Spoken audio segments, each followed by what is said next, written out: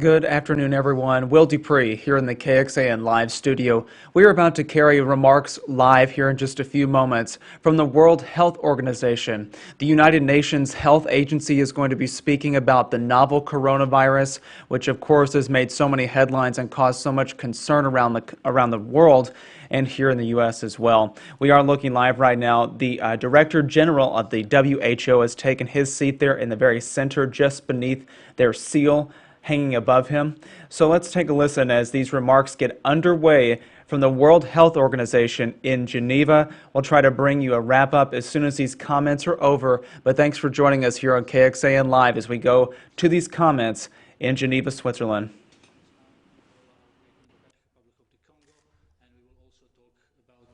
COVID-19 as we do on a daily basis. Today with us, beside the regular guests, we also have Professor Robert Stephan, who is the chair of IHR Emergency Committee on the Ebola disease outbreak in DR Congo. I'll just go through the names. Dr. Marie-Paul Kienig, who was a co-chair of the research forum that just concluded. Dr. Mike Ryan, Executive Director for Emergencies. Dr. Tedros, WHO Director General. We have Sylvie Briand, who is the Director of Infectious Hazard Preparedness, and our Chief Scientist, Dr. Sonia Swaminathan. So I will give the floor immediately to Dr. Tedros.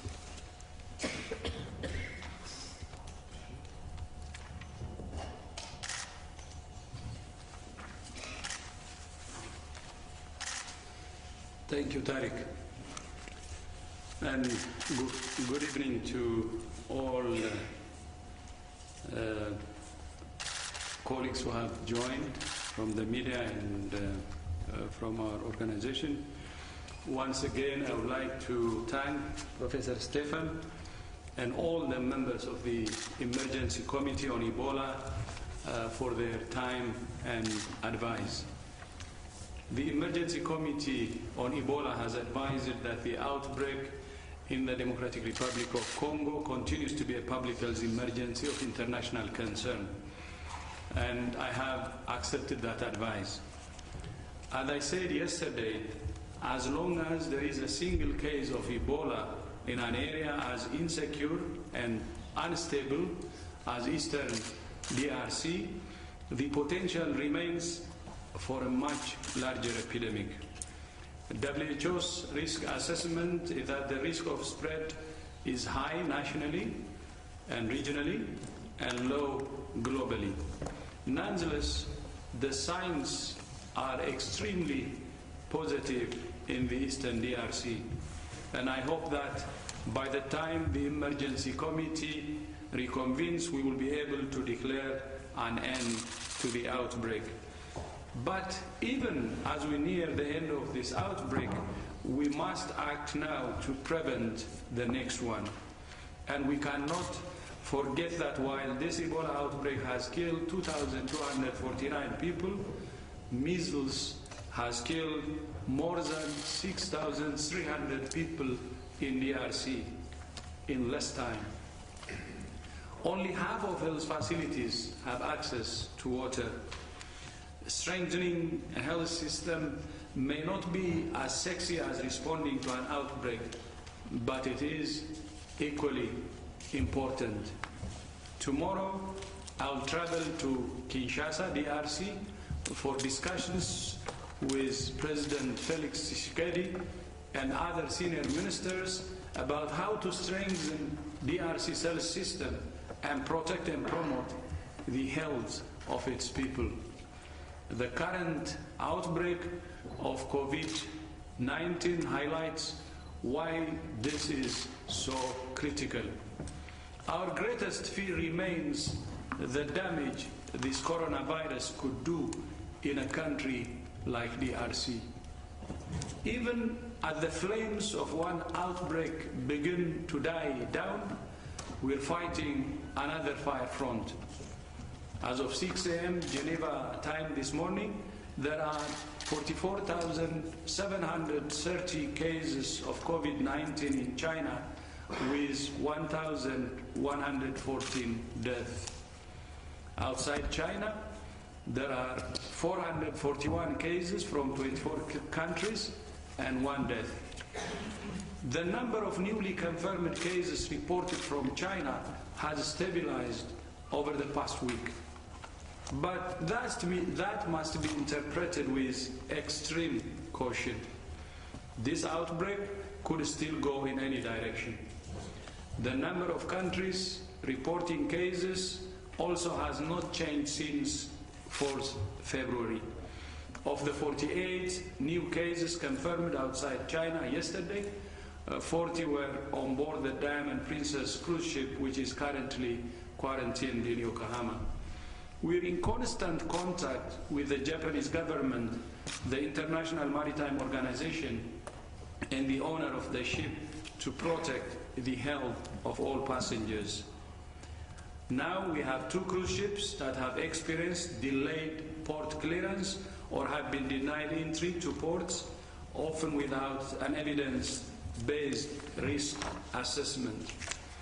Together with the International Maritime Organization, we will issue a communiqué to all countries to respect the principle of free pratique for ships and the principle of proper care for all travelers in accordance with the international health regulation.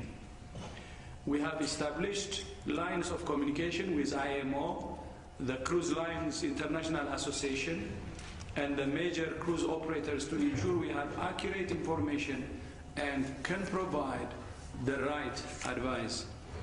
WHO has published on how to handle public health events like this on ships, and we urge countries and companies to follow that guidance. I'm also pleased to announce that today Cambodia agreed to accept the Western Dam cruise ship, which has been stranded at sea for several days. Based on what we have been told, there are no suspected or confirmed cases of COVID-19 on board the Western Dam. The ship will arrive in Cambodia tomorrow morning. This afternoon, I spoke to Cambodia's Minister of Health to thank him for allowing the Western Dam to dock in his country, and I would like to use this opportunity to also appreciate the government, especially His Excellency the Prime Minister. This is an example of the international solidarity we have consistently been calling for. Outbreaks can bring out the best and the worst in people. Stigmatizing individuals or entire nations does nothing but harm the response. Instead of directing all our energy against the outbreak, the stigma diverts our attention and turns people against each other. I will say it again. This is a time for solidarity, not stigma. As you know, the Research and Innovation Forum on COVID-19 concluded this afternoon. I was very encouraged to see the energy and the speed with which the global research community has taken up this challenge. As we speak, research groups are meeting with the leading research funders to start work immediately on the most pressing questions. Some of these issues include easy-to-apply diagnostics, the best approach for infection prevention, potential therapies that could be used to treat patients, existing vaccine candidates and how to accelerate them, and how to address the infodemic.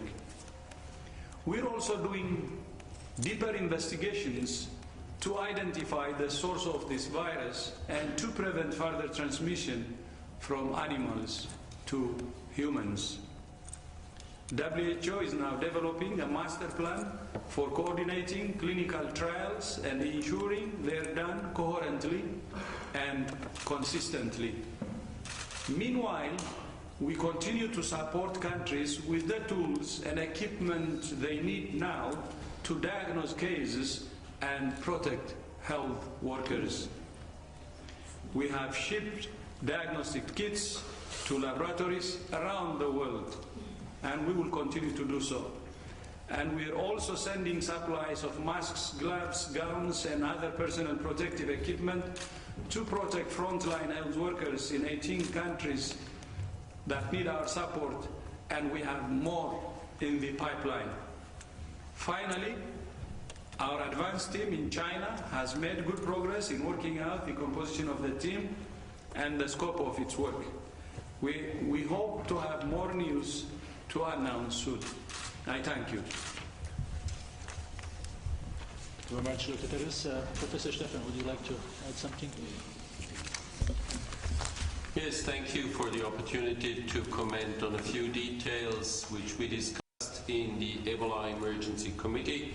We were very pleased about substantial progress in the 2 provinces in which that outbreak has happened, and really the staff active in the field, be they Congo nationals or foreigners, need to be commended on this tremendous progress. There have been only a very few cases in the past week, and only 2 health districts are now affected.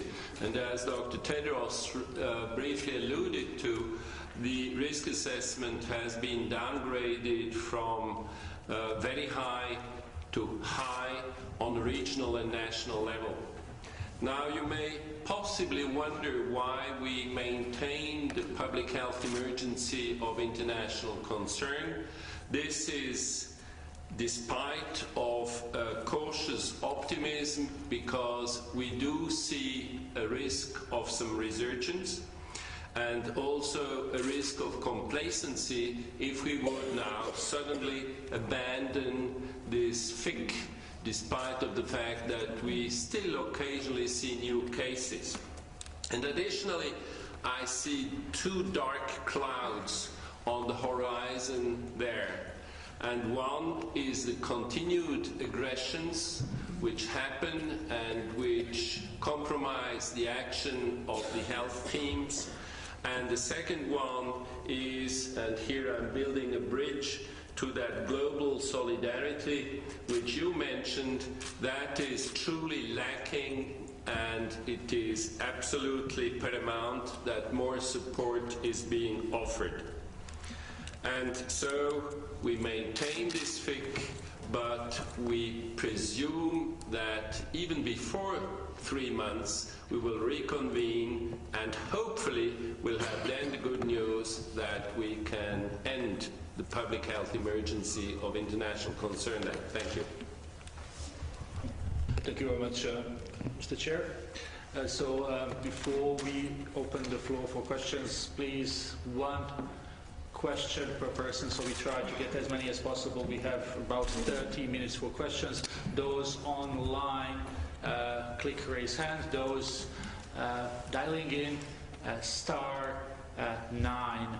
You have just received from my colleagues the statement of the Mercy Committee on Ebola. You also have received a press release regarding the end of the research forum. So we will start here with the room. Noureddin, Shane and Catherine.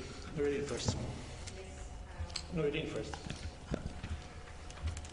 Please use your mic. Thank you. Noureddin Fridi from Al Arabiya News Channel. I have a question to the Director General. In some article, a famous Chinese epidemiologist is quoted to have been said that he's expecting that the crisis will reach its peak this month, but it will decrease until April. Let's say it will be finished by April, but he doesn't understand why it is the transmission of this virus is so quick. Thank you. Do you share his assessment?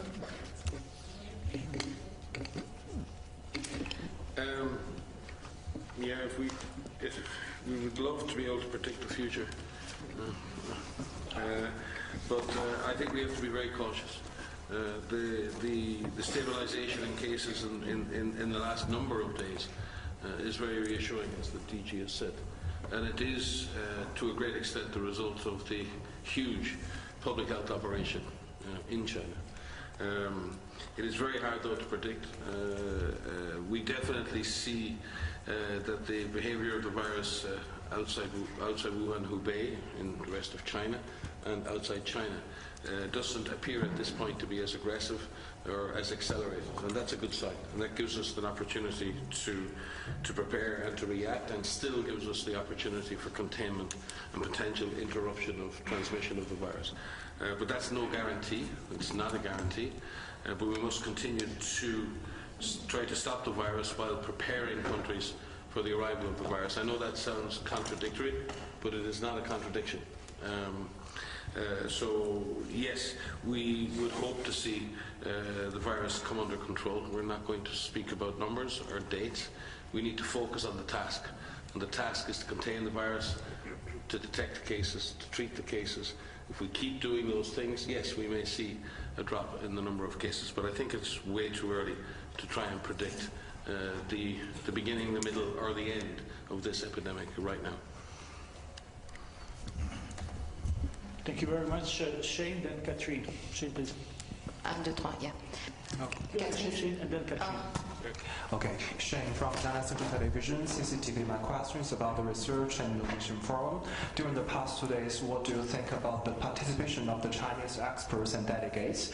And have they contributed something to the forum and to the study of the coronavirus disease? Thank you.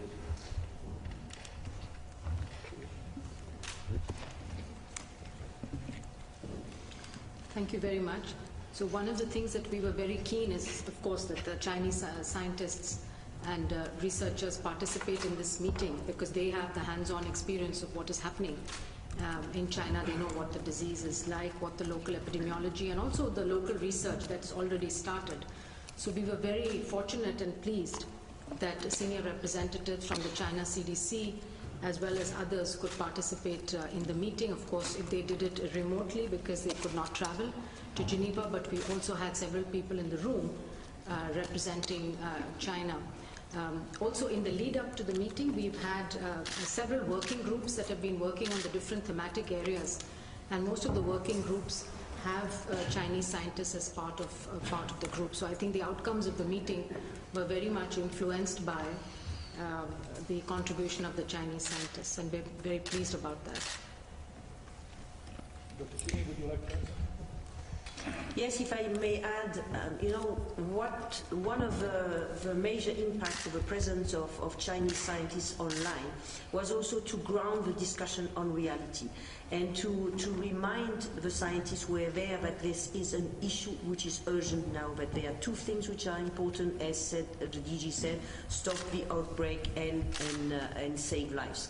So what they said was important is they needed to have point-of-care diagnostics which were validated and allowed immediate detection of infection, and the other thing is better treatment guidelines and better way of dealing with those who are sick.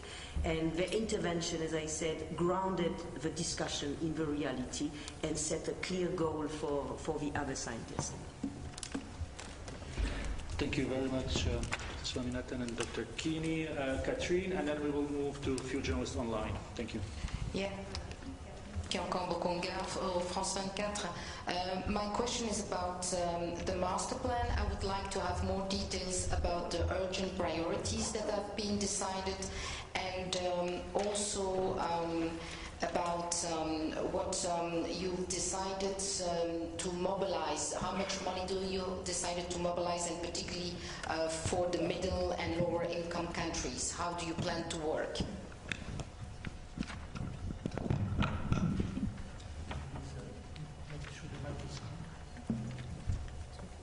So there were several thematic areas that were discussed, and the Chinese scientists who participated were able to identify what the top priorities are for them.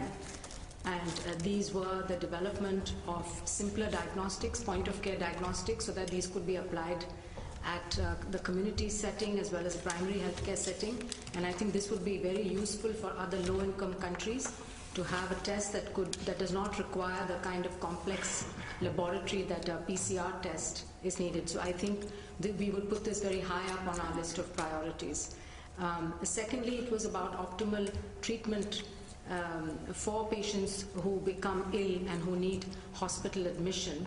What are the best treatment options, standard treatment protocols, and also standard data collection forms that people all over the world can use, those who are treating these patients, and so we will be able to rapidly collect data on what's working best.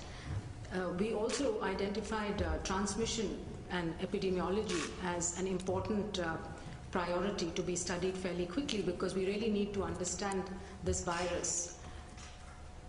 Of course, where it originated and how it jumped to humans, but also about its transmissibility, the age groups that it affects, what are the underlying conditions or the environmental conditions that sometimes makes this disease more severe in some people as opposed to others, and also what impact the interventions are having, the interventions of quarantining people, of travel blockades, and so on. I think we'll have a lot to learn from studying all of these. There are other medium-term priorities which include developing vaccines and therapeutics for this disease. So I mentioned that we have immediate priorities and then more medium-term. There are already 4 vaccine candidates in development, and it's likely that there will be 1 or 2 that will go into human trials in about 3 to 4 months from now. So that itself would be a very rapid progress. But the scientists discussed what would be the framework for prioritizing which vaccine candidates then go to further testing. However, it would take at least 12 to 18 months for a vaccine to become available for wider use. Similarly, for therapeutics, there are a number of existing drugs which have been put forward for testing, and we have agreed that there will be a master clinical trial protocol that's developed that again would set out the options for the different drugs that could be tested either singly or in combination, and the faster we can agree on implementing a protocol like that, the more likely that we will get results and be able to use those results really to treat patients better. Thank you very much. So we will now try to take a few questions from journalists who are either dialing in by phone or watching online. So we'll start with Megan from Wired. Megan, can you hear us, please? Can you hear me? Yes, we can hear you. Please go ahead. Great. Thank you for taking my question. I was wondering if you could provide an update on the status of the ongoing clinical trials in China right now, how many patients have been dosed, and if we should be expecting the initiation of any new trials in the coming weeks. And then maybe could you expand on what exactly WH's role is going to be with regard to coordinating such trials in the future? Thank you, Megan. The Chinese colleagues are very eager to participate in protocols which have been defined and which are so that all the clinical trials are done according to the same standards and are looking towards the same outcome. Because, you know, when you have a treatment, you can measure different things in the patient. So what is important if you want to compare different treatment, different molecules, is that everybody measures the same. So there were discussions about that. They were very interested in working on such a master protocol. So in terms of the drugs which have been tested and which are being tested by them currently, they have already dosed quite a number, and I don't know how many patients exactly, on a combination of ritonavir-lopinavir, which would be excellent if it would work, because this drug is available in particular as a generic formulation for the treatment of HIV, so this would clearly be a drug that would be available. This being said, we don't know the result, and we have still to wait for a few days or a few weeks to have a result, and they will very soon start to dose patients on remdesivir, which is an experimental drug from the producer Gilead, which had been tested without much success with Ebola, but Ebola virus and coronavirus are different, and it may have a better success with corona. But we will have to wait for a few weeks to know whether this gives any positive signal. Thank you very much. I'll call now to journalists from ZDF. If you can hear us, ZDF. Sorry, I don't have your name.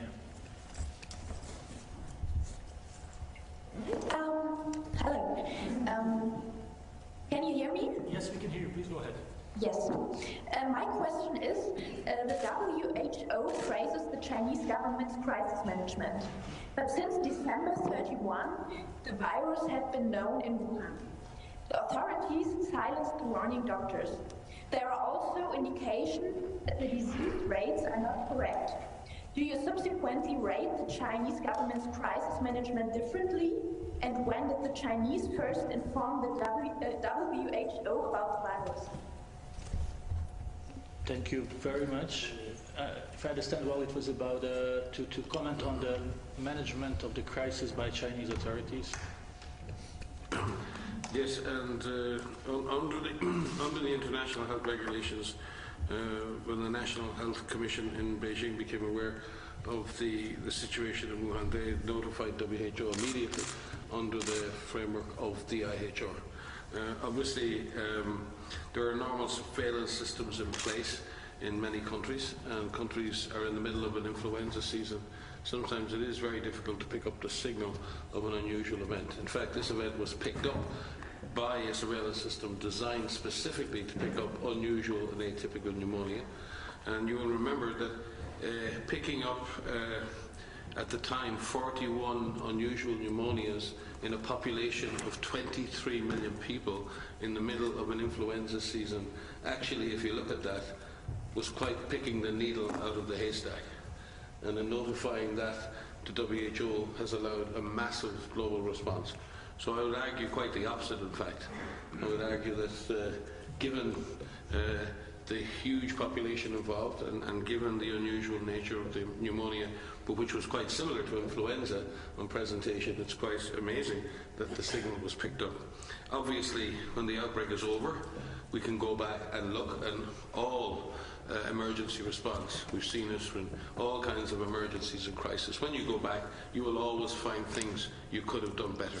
And if anybody involved in crisis management tells me different, I can tell you, after 25 years doing that, that is the truth. But now is not the time for recrimination. Now is not the time for forensics. Now is the time to fight this virus. And we can deal with other issues later, in my view. Having said that, and the DG has said this before, we always at WHO, and we encourage all countries, and most countries do, country-led after-action reviews in which there's a formal process at looking at all actions, both leading up to and after an emergency, so we can all learn from the crisis and learn from our mistakes. Everybody makes mistakes in a crisis. That is not the test. The test is how you respond, how you react, and how you improve. Thank you very much. I will take now a question from Paul Ben Ki-moon from French newspaper Le Monde, who was sending me texts every day for the last couple of days with questions. So the question is, because he was not able to dial in really and to ask questions. So the question is, what do we know about transmission chains outside China, Thailand or other countries? What can we say about transmission chains outside China? From Ben Ki-moon, Paul from Le Monde. We can get the exact numbers for you. My numbers are going back to yesterday. But about of all the cases that we have outside China, only about 22% of those cases are actually due to transmission outside China, within those countries or on to third countries. So less than a quarter of those cases reflect localized transmission outside China.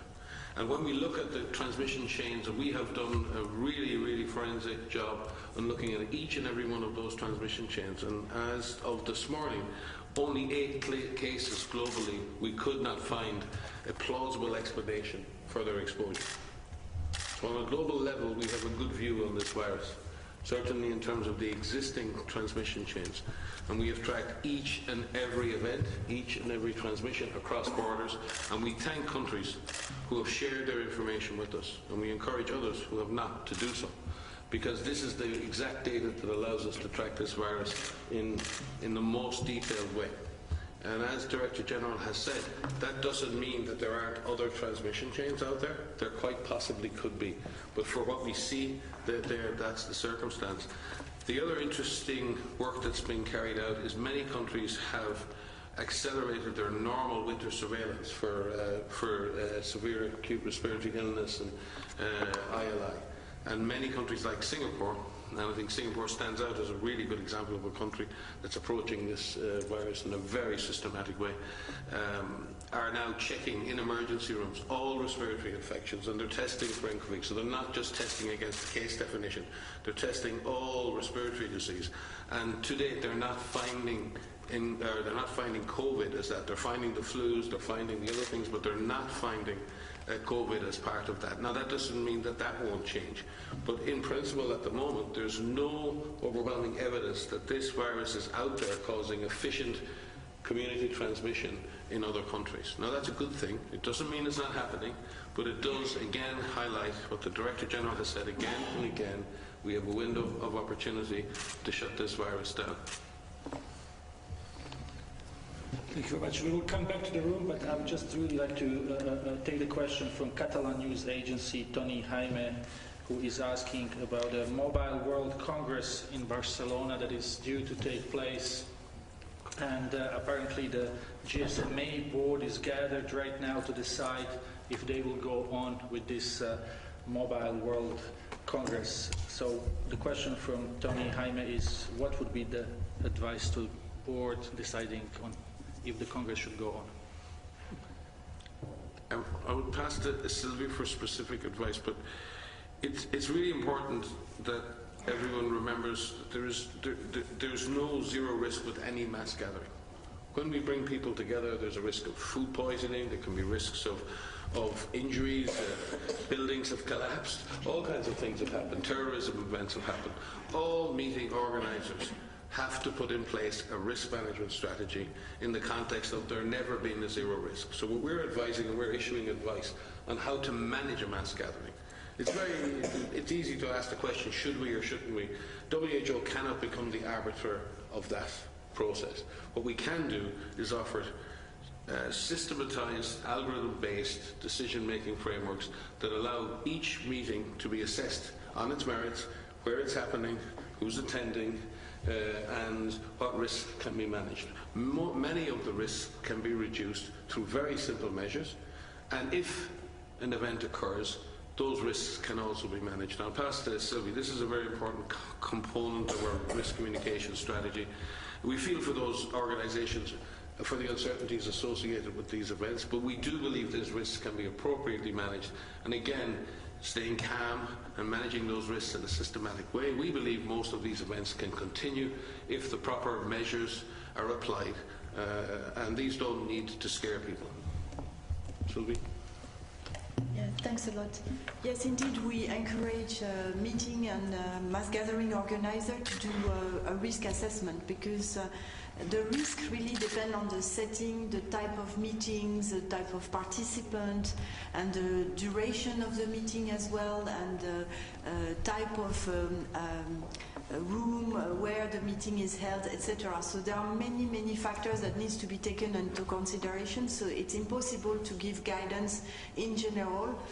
We have really to look at each setting. So we are providing guidance to help organizers to prepare for the meeting, to also put in place some measure during the meeting and after the meeting, so that the risk is covered not only during the meeting itself, but before and after as well, so that the risk is managed throughout the whole process of mass gathering and meetings. And the other thing is, which is very important also for meeting organizers, is to link with local health authorities. Just in case there is some case during the mass gathering, then it can be taken care of immediately and safely and also effectively. Thank you. Thank you very much. We go back to the room. Jamie, Gabriella, and gentleman here. Jamie first. Please, can you lean to any of the microphones? Hi, Jamie, Associated Press. I have a quick question for Dr. Tedros, or maybe Dr. Ryan. You mentioned that the case count is stabilizing somewhat, or it appears that way, but the death count, the daily death count, is rising. How do you explain that?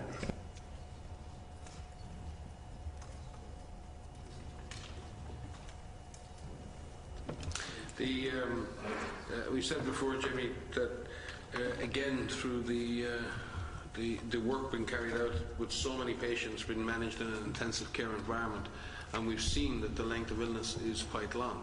So many patients now, if we take ourselves to the second week of February, are now reflecting cases who became sick 2 weeks ago when we had those peaks and those very large numbers. So what we're seeing now, unfortunately for some people, are end-of-life moments where people have been kept alive through huge efforts of the health workers, but some people cannot be saved. So what we're not seeing is an increase in the death rate. What we're seeing is an unfortunate consequence of so many people being sick, and we're at the end of that cycle. And we would hope now, as the numbers drop, that we would then see a lag and a drop in the overall number of fatalities. But again, that remains to be seen. But we're concerned, obviously. The loss of any human life is a tragedy. But in epidemiologic terms, we can explain it through those means. Thank you very much. Gabriela? Thank you very much, Gabriela Sotomayor, Mexico Proceso. Well, I'm not a scientist, obviously, but do you have any scientific explanation to explain why there have been no cases in any country in Latin America or Africa? Can the weather be a factor, for example, or something like that, or is it just good luck? Did you discuss this issue during your meeting? Because there is a large Chinese population in some of these countries. Thank you.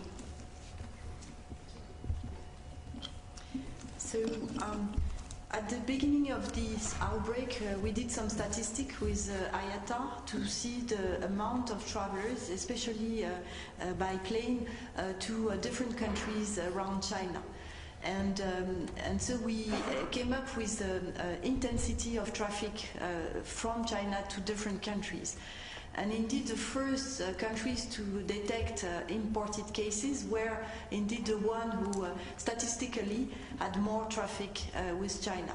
So now, a few days after the beginning of the outbreak and since the lockdown of Wuhan, the air traffic has decreased a lot, especially from Wuhan. And so now the pattern we see is very different from the pattern we had at the beginning of the outbreak, because obviously many flights are being cancelled from Wuhan, and so the potential to export from the epicenter of the outbreak to other continents has decreased as well. Doesn't mean that we will not see cases in those countries, but it has delayed significantly the probability to see those cases in other continents. Thank you very much. We have really time for two more maybe questions, please. Gentleman here and then gentleman next to you. Can you just introduce yourself? Hello there, my name is Zava Whitfield-Miocic. I'm from Euronews. There's reports that China's changing the way that it is reporting the figures, in that unless people are showing symptoms, they will not be classified as confirmed even if a test comes back positive. What are your thoughts on that? And also secondly, looking back at the effusive praise that's been given for China, has the Chinese government approached the WHO to ask it to stand up and say that China is doing a good job here? Was there pressure put on this organisation to say those sorts of things? Sorry, pressure? Did the Chinese government say to the WHO that it should give it praise? Because I've noticed a few organisations have done that, and I know how important it is saving face in China. So the first question was, I think, on a case definition, so maybe... I will start from the second one. While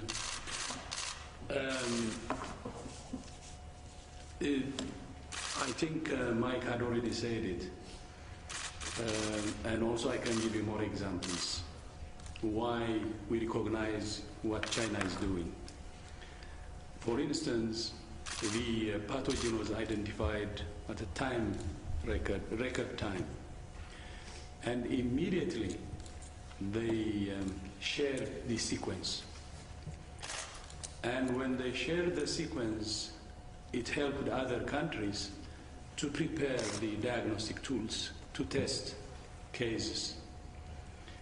That by implication means they have helped actually in preparing other countries and in preventing the problem from growing. because when you don't test or diagnose, cases will be missed, and transmission will, local transmission can be established. In addition to that, the other reason we appreciate and recognize is, I will give you one example which I said before also. There was a Chinese lady who visited Germany, and she returned to Shanghai, and she was found positive. Then the Chinese authorities immediately notified Germany that a positive person had visited Germany and that they have to take action. And Germany took that information and immediately took action to prevent any serious problem. And that's why now things are under control in Germany. So I think you would agree with me that when, it's very important to appreciate a country or an individual qualified for something you see. It's the truth. But I don't know why you said only WHO or few agencies, but we were in this boardroom for a board meeting, and almost all member states were praising China for what it did. And they had a reason. The reason others were saying, many countries were saying, was China took action massively at the epicenter, at the source of the outbreak. It's a shutdown of the Wuhan city, and that helped in preventing cases from being exported to other provinces in China and the rest of the world. And I remember a board member from UK said verbatim, this is heroic. Because when you shut down a city and a province like that, it has consequences, economic and so on, serious consequences. So what's wrong acknowledging this? Because they're saying the actions of China is making us safer. And I know there is a lot of pressure on WHO when we appreciate what China is doing. But because of pressure, we should not fail to tell the truth. We should tell the truth. And that's the truth. China doesn't need to ask to be praised. And I don't expect any country who wants to be asks to be praised. It was not. It is not. That's the truth, the whole truth. And with my colleagues, we speak the same language, because we have seen these concrete things that should be appreciated. I will add one more. We have met the president. We have seen the level of knowledge he has on the outbreak. We saw firsthand that he is leading the outbreak directly. And we always ask for political commitment, political leadership. That's what we have seen. So don't you appreciate that kind of leadership that's really committed? Again, the truth. We don't say anything to appease anyone. It's because it's the truth. And then I will give you more dimension to it.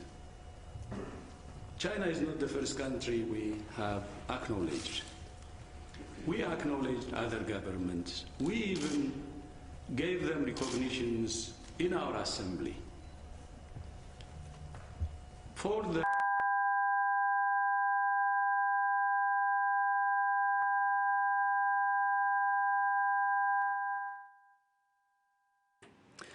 Sorry for that, everyone. It appears we've lost our feed from NBC News from the World Health Organization chamber there in Geneva. Again, they were providing an update on the Ebola crisis in some of African nations, as well as the coronavirus, which has certainly centered in a certain area in China and affected a few other nations worldwide. We thank you all again for watching our live stream. We're going to take it down now. We do again apologize for that feed getting interrupted from NBC News, but we're unsure what caused that issue. But you can stay with us for the latest information on our website, kxan.com, and the KXAN News app. Once again, thank you all for watching. We'll see you back here another time.